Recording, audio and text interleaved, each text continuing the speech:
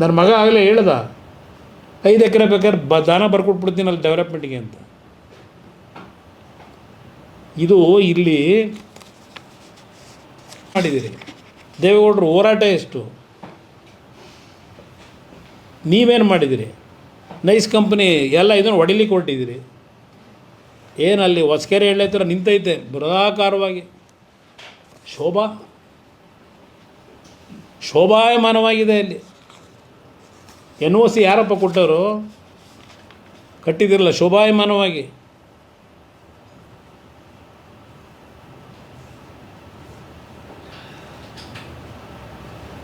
ಕಾಲ ಬರುತ್ತೆ.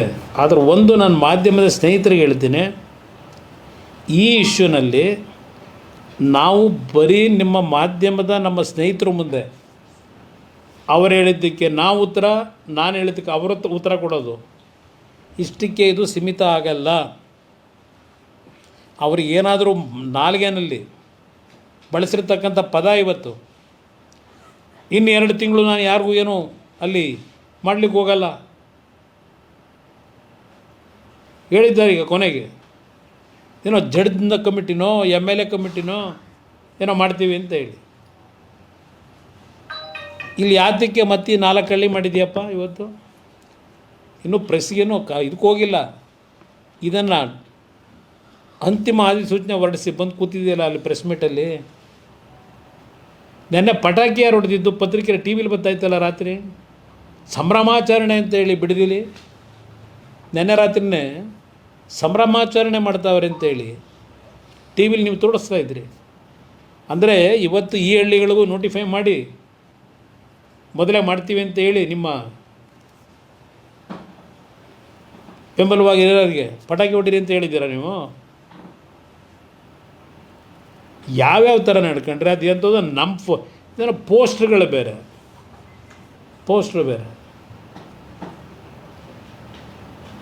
ನಾನು ಒಂದು ನಾಡಿನ ಜನತೆಗೆ ಹೇಳ್ತೇನೆ, ಈ ದೇಶದಲ್ಲಿ ಒಂದು ಪ್ರಧಾನಮಂತ್ರಿ ಸ್ಥಾನನೇ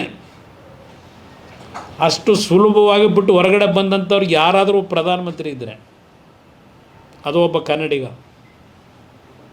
ಸ್ವಾಭಿಮಾನಕ್ಕೆ ಎಂದೂ ಧಕ್ಕೆ ಬರದೇ ಇರತಕ್ಕಂಥ ರೀತಿಯಲ್ಲಿ ಯಾರು ಕೈ ಕಾಲಿಡದೆ ಬಿಸಾಕ್ಬಿಟ್ಟು ಬಂದಂಥವ್ರು ಅಷ್ಟು ಸುಲಭವಾಗಿ ಒಂದು ಪ್ರಧಾನಮಂತ್ರಿ ಸ್ಥಾನನ. ಅಂಥ ಕುಟುಂಬದಲ್ಲಿ ಇದ್ದೇವೆ ನಾವು. ಇವತ್ತು ಈ ಕುಟುಂಬ ಮುಗಿಸ್ಬೇಕು ಅಂತ ನೀವೇನೇನು ಮಾಡಿದ್ದೀರಿ, ಈಗಲೂ ಏನೇನು ಮಾಡ್ತಾಯಿದ್ದೀರಿ, ಇದೆಲ್ಲ ನಾನಿಲ್ಲಿ ಚರ್ಚೆ ಮಾಡಲ್ಲ.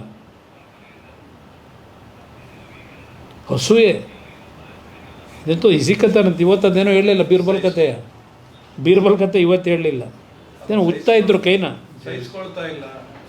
ಏನಕ್ಕೆ ಸಹಿಸ್ಕೊಳ್ಳಲ್ಲ? ಎಷ್ಟು ಜನ ಬಂದೋಗಿಲ್ಲ ಜೈಲ್ಗ ನೋಡಿ. ತಪ್ಪು ತಿಳ್ಕೊಬೇಡಿ, ಪದೇ ಯಾಕೆ ಹೇಳ್ಕೊತಾರೆ ಅವರೇ? ಯಾಕೆ ಅವ್ರು ಹೇಳ್ತಾವ್ರೆ ಜೈಲಿಗೆ ಅಂತ? ಹೋಗಿ ಬಂದವ್ರಂತೆ ಜೈಲಿಗೆ. ಏನು ದೊಡ್ಡ ಘನದಾರಿ ಕೆಲಸ ಮಾಡಿ ದೇಶದ ಸ್ವಾತಂತ್ರ್ಯಕ್ಕೆ ಹೋರಾಟ ಮಾಡೋದ್ರ ಜೈಲಿಗೆ? ನಾನು ಹೋಗಿದ್ದೆ ಪಾಪ. ಇಲ್ಲಿ ನಮ್ಮ ಮಹೇಶಣ್ಣ ಕೂತವ್ರು ನೋಡಿ, ಇವರೇ ಕರ್ಕೊಂಡು ಪಾಪ ಇಂಥ ಟೈಮಲ್ಲಿ ಒಂದು ಸಾಂತಾನು ಹೇಳಿ ನಾನು ಹೇಳಿದೆ,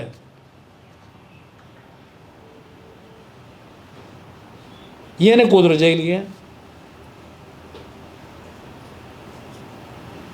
ಎಲ್ಲ ಜಯಿಸ್ಕೊತೀನಿ ಅಂತಾರೆ.